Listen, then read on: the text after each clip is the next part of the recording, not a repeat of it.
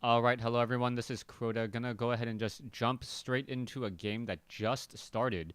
Now, this is gonna be part of the watch feature on Dota 2, and with this feature, you can watch high-level gameplay and see what some of the actual professional teams are doing out there as Dota 2 gets a little bit more popular. Dota 2 is similar to Dota or any of the massive online battle arena games that are currently out there. You have two sides. It's Dire versus oh my gosh, Radiant versus Dire, and bottom left versus top right. And you can go ahead and see what's really happening here. You can see what a Necrolite is on the fight. You can also see a Morphling. And I will go ahead and give free camera, and you can really see how these players play. Now, it looks like Capo, the Morphling, is going to take a lot of damage, and he does get taken down by Void. So Void getting him that very easy kill, and Capo, who was the Morphling, really overstepped. Now, I'm going to go ahead and talk a little bit about the game and a little bit about the mechanics and what makes this game just so interesting and what you can really expect. Now, Dota 2 has a much heavier focus on last hitting and micro. You can now see, oh, the Darkseer just able to barely move away here, and now the Demigod of Pudge trying to pull away, and how much healing is going to go on. Pudge is really, oh, I think he ended up getting denied. So, not quite sure what happened there, but Pudge was just really not playing all too well, as we now see Void coming in as well. Void going to come across the north side here, but it looks like the Necrolite is on the defensive and going to do some nice last hitting there, take down that Ballista, as the Void is a level 6 Night Stalker. Just continuing to run away, and you see a little bit of, I believe that was a damage over time coming in from the Void there. Now, talking a little bit about Dota 2 and a lot of the gameplay mechanics. Oh, what is this? Coming tower diving into this tower here. 3 heroes quickly taking down the Necrolite. The Necrolite just gets absolutely destroyed, and now it looks like they will be able to escape back. Now, Dota 2 has a lot more focus on, say, last hitting, denials, and just a lot more overall teamwork. Now, I don't like last hitting in terms of lane pushing, because it's a little bit counterintuitive. You win the game by not attacking your opponent until you get the last hit. That's something that I think Blizzard's going to be doing right with their Blizzard Dota or their Blizzard All-Stars, depending on the final name. Where as long as you're near the unit that dies, you get experience just like, or you get gold just like you would normally get experience. However, on the flip side of that, I do hope that Blizzard does end up implementing denials. Like right now, what he can do is he can just try to take down his own unit there and deny some experience. I don't quite know why they are denying experience. Like, oh, almost takes him down there as more damage is coming in. We have a bit of a gank by Puck, and Puck was able to finish it off nicely done, and now we just continue to see this game go back and forth. So we'll see how this game progresses. This is still rather early on in this game, but I'm a little concerned about Capo and the Morphing over here on the Dire side. The Dire single lane carry hero is currently only level 6, and meanwhile I believe the Void is currently at level 7. A much higher level here, and it may be coming in for a gank, and yes, it is going to be a gank, and that's going to be a lot of damage to be had. It looks like he may get taken down trying to run away. Will he be able to barely escape? It looks like he did get attacked once more, and the Void does get, I believe, another attack down. Night Stalker gonna get the kill there, and now pulling away once more, and it looks as though Puck is here as well, but the Void just battling it out, and this is not a good fight, fighting next to the tower, but somehow it looks like Night Stalker is able to tank a lot of that damage, and now will be running away and perhaps going to get double teamed by the Puck. No, Puck is not going to go after that, not going to chase after that, knows that it is a really bad engagement, as there are currently 3, almost 4 heroes on the north side, and that is just a spell and recipe for a gank, and now in comes Capo.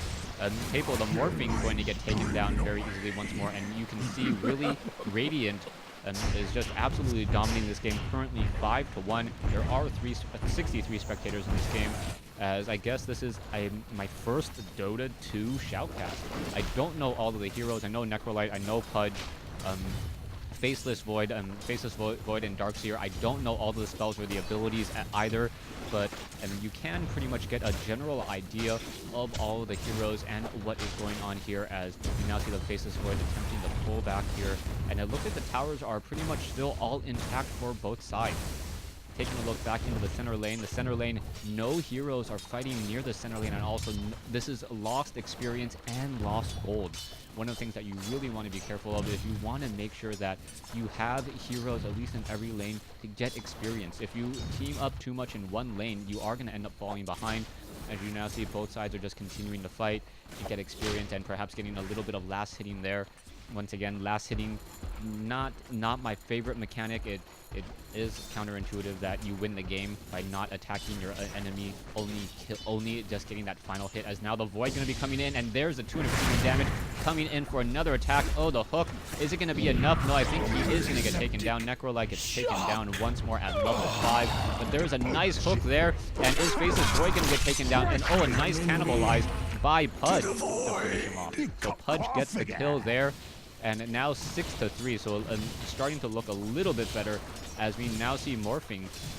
Morphling is currently just in the middle lane, but he is going to get creep jacked by Void once again, and there's that very nasty spell ability, and oh, a nice surge. I believe that was a tidal surge? No, waveform, able to pull himself away and get out of that fight. So nicely done there, but in comes another attack. Void dealing a lot of damage. And deals no damage at night there, as we now see Morphling is trying to heal back up, quickly using a healing salve and going to regenerate those hit points. Now, back in the center over here, it looks like there is Void on the far. Oh, Void is going to be able to come in and, oh, gets in a nice hit. So Axe gets in that nice hit on the back and gets that kill there. So it's now 6-4, and it looks like Dire is doing a much better job now in, I guess, what I'll call the early mid game, or the early mid game, or the late early game, depending on how you guys want to look at it. Omni Knight also just pushing over here. It looks like the heroes are pretty much level 6, level 7. Actually, oh, I wanted to go back. I wanted to actually see the scoreboard. There you go. You can see the Radiant and all the kills there.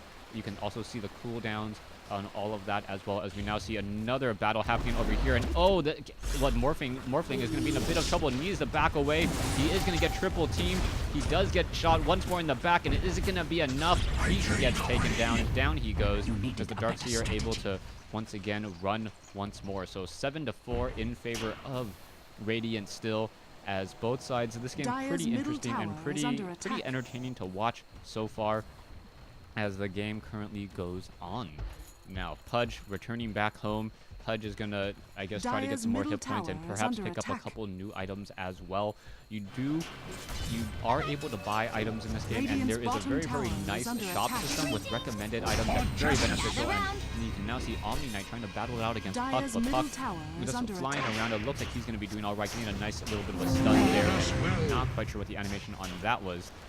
Perhaps there we go. Omni Knight casting a Guardian Angel, Guardian Angel that vulnerability, and passing that there. And there's a nice teleport. And it looks like Puck is going to try to go after Omni Knight. Omni Knight is apparently trying to run away. Axe may be able to get in a final hit there. No, unable to do so.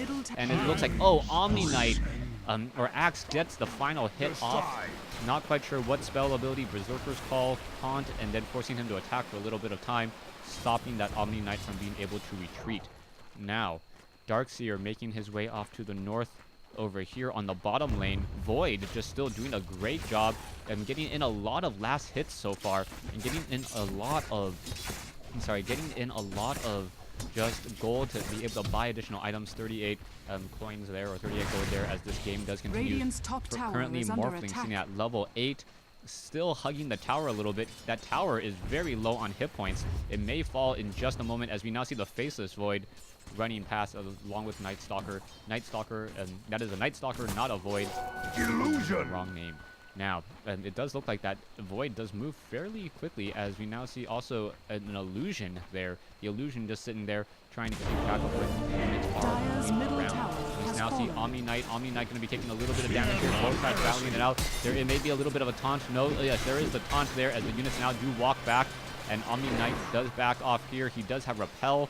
blocks most magic damage, similar to the Paladin in Warcraft 3, as this game does continue. Axe just doing a great job here. I think Axe is actually, is it? No, counter to it? Yeah, whatever. Anyways, getting back into the game, we can see Dire Heroes, or sorry, Radiant Heroes on the south side, Dire Heroes on the north, as this game does just roll on.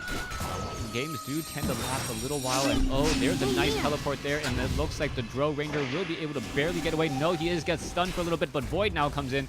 Void trying to help, and he does save his partner there, as we now have another engagement going on.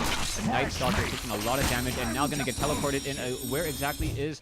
Oh, not quite sure, as we now see the Void just perhaps going to get a little bit of a Courier. No, the Courier just sitting around, and now Night Stalker, not Void, Night Stalker needs to perhaps use that bottle, regenerate some hit points, and get a little bit more mana as well. You can see in the center over here, oh, Pudge is in a very, very dangerous situation. One more spell from Void perhaps could have taken him down, but it looks like he is regenerating with a healing salve, so no real problem there.